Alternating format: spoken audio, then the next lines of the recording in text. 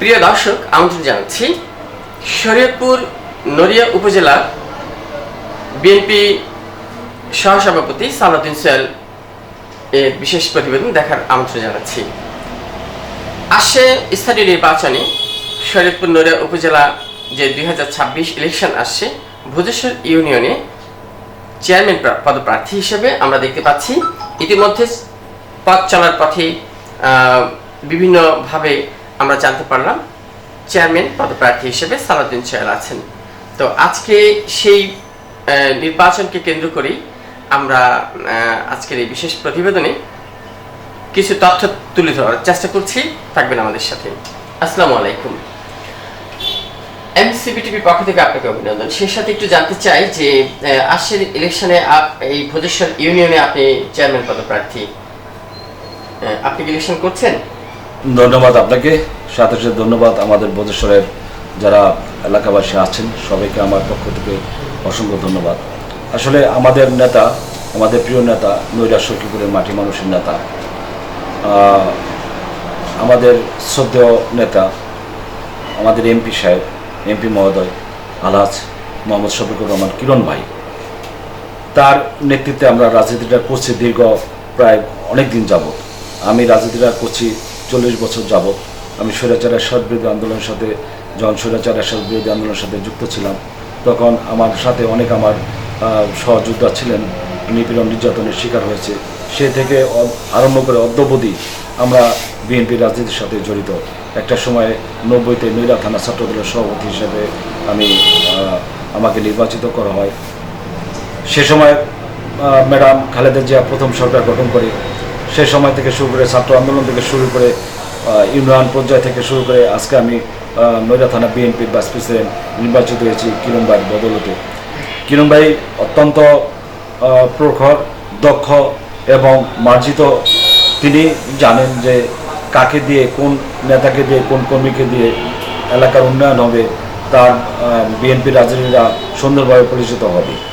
সেই ক্ষেত্রে আমি বলবো যে কিরণ ভাই তার সিদ্ধান্ত, এই চূড়ান্ত সিদ্ধান্ত, এবং যার জনপ্রিয়তা আছে, যার জনসম্পৃক্ততা আছে, তিনি যাচাই বাছাই করে তারপর তিনি নৈরা থানায় যারা যে 14টি ইউনিয়ন আছে, একটি পৌরসভা আছে, এই 14টি ইউনিয়ন একটি পৌরসভায় তিনি তাদের মনোনয়ন দিবেন। আমি আশা করি যে 14টি ইউনিয়নে যখন মনোনয়ন দিবে, সেই মনোনয়নের ভোজেশ্বরে যদি বিবেক বিবেচনা করে এবং ভোজেশ্বরের জনগণের সাথে, সর্বস্তরের জনগণের সাথে আলাপ আলোচনা করে যদি এই মনোনয়ন দেওয়া হয়, ইনশাল্লাহ আমি 1 নম্বর কাতারে থাকবো। এটা আমার বিশ্বাস, এটা আমার আত্মবিশ্বাস। রাজনীতি থেকে, এই 40 বছরের রাজনীতির জীবন থেকে এটা আমার আত্মবিশ্বাস।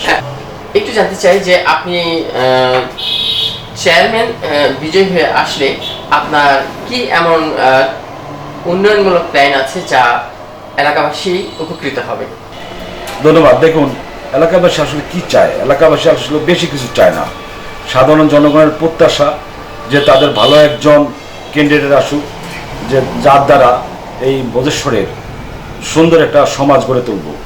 যে তারা সব মানুষই চায় যে সারাদিন পরিশ্রম করে তারা 4টা ডাল ভাত খেয়ে সুন্দরভাবে জীবনযাপন করতে চায়।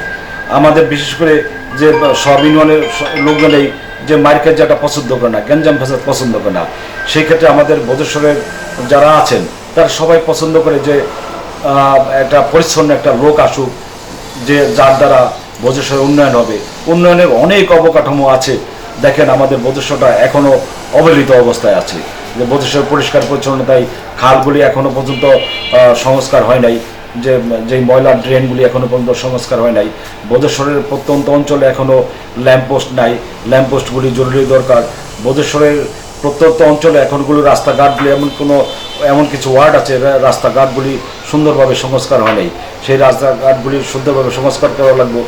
মাদক সন্ত্রাসমুক্ত রাখতে আপনার ভূমিকা কি থাকতে পারে?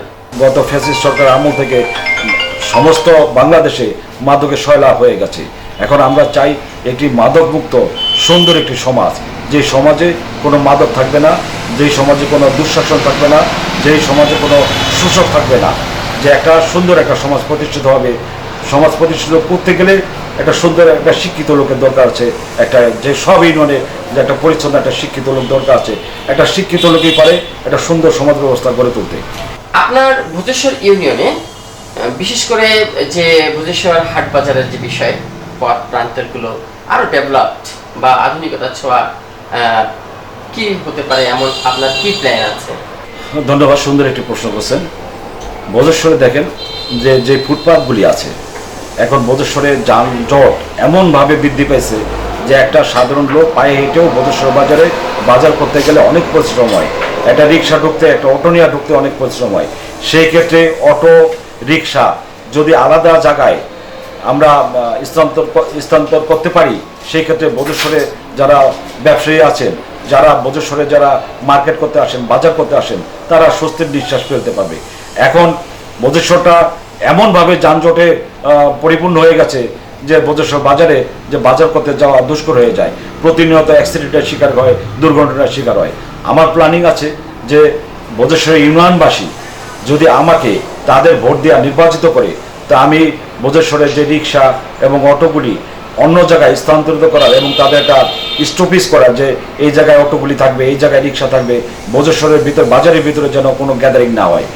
আর আরেকটি সাথে সাথে আরেকটা কাজ করা উচিত যে ভোজেশ্বরে আনাচে কানাচে যে অন্ধকারগুলি আছে, সেই অন্ধকারগুলিকে ল্যাম্প পোস্টের আওতায় আনা, সিসি ক্যামেরার আওতায় আনা।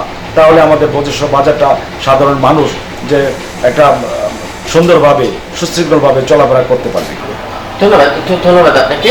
ধন্যবাদ আপনাকে, সাথে সাথে আমার প্রিয় ভোজেশ্বরবাসীকে ধন্যবাদ। আসছে ইউপি নির্বাচনে আপনারা এমন একজনকে আপনারা প্রতিনিধিত্ব দেন যে যে আপনাদের সেবা করতে পারবে এবং যে সমাজের সাথে সুন্দরভাবে সুন্দর একটা আদর্শ সমাজ, সুন্দর একটা সমাজ গড়ে তুলতে পারবে এবং মাদকমুক্ত একটা সমাজ, আধুনিক সমাজ গড়ে তুলতে পারবে। সকলের প্রতি আমার অনুরোধ রইল যে ভোট আপনাদের, আপনার ভোট আপনি দিবেন, যাকে খুশি তাকে দিবেন। ধন্যবাদ সকলকে। প্রিয় দর্শক, দেখলেন ভোজেশ্বর ইউনিয়ন নিয়ে চলমান বিষয়ে বিশেষ প্রতিবেদনটি। আমি ছিলাম আপনাদের সাথে শাহ আলম সম্রাট, রিপোর্টার সিবিটিভি।